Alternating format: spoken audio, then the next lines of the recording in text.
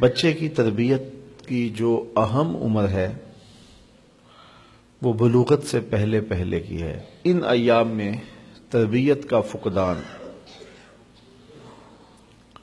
ان کی شخصیت کو نامکمل کر دیتا ہے۔ تربیت کی بنیادیں ماں باپ ہیں، معلمین اساتذہ ہیں، منبر و محراب ہے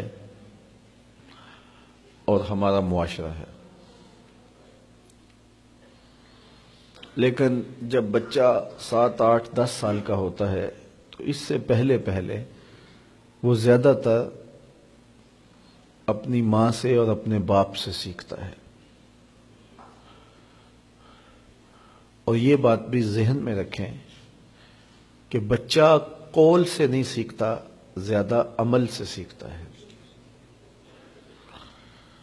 اس کو جو بتایا جائے اس پہ بھی وہ عمل کی کوشش کرتا ہے اس عمر میں، لیکن اس سے زیادہ وہ عادات کو کاپی کرتا ہے۔ اس لیے ماں باپ اگر صالح ہوں گے تو عکس بیٹوں میں دکھائی دے گا، بچیوں میں دکھائی دے گا، اور اگر خلوت خانہ میں ماں باپ صالحیت کے نور سے محروم ہوں گے تو اس کا عکس بھی اولاد پر دکھائی دے گا۔ الولد سر لابیہ ہے، اولاد والد کا راز ہوتی ہے۔ ابتداءً بچے ماں کو کاپی کرتے ہیں، اور مائیں جب صالحیت کے نور سے مالا مال ہوتی ہیں تو اس کے اثرات اولاد میں منتقل ہوتے ہیں۔ اس لیے ہم جتنے بھی مشاہیر دیکھتے ہیں، بڑے بڑے لوگ، تو ہم جب ان کے ماضی میں جھانکتے ہیں تو ایک تہجد گزار ماں ان کے پاس کھڑی نظر آتی ہے۔ حضرت خواجہ قطب الدین بختیار کاکی علیہ رحمہ جب درسگاہ میں داخل ہوتے ہیں اور استاد انہیں سبق پڑھاتا ہے، بیٹا الف لام میم پڑھو، تو بیٹا سارا سپارہ زبانی سنا دیتا ہے۔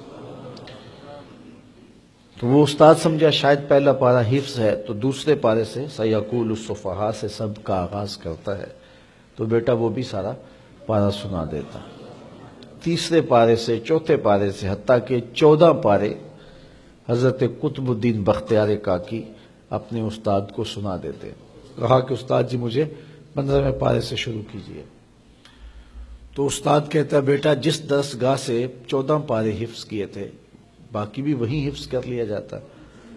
تو بیٹا بولتا ہے کہ میری ماں 14 پاروں کی حافظہ تھی، اور جب صبح اٹھتی تھی کوئی کام بعد میں کرتی تھی، پہلے 14 پاروں کی تلاوت کر لیتے، اور مجھے بچپن میں سن سن کے یہ پارے حفظ ہو گئے ہیں۔ تو ماں ایسی ہو تو پھر بیٹا قطب الدین بختیار کاکی ہی بنے گا۔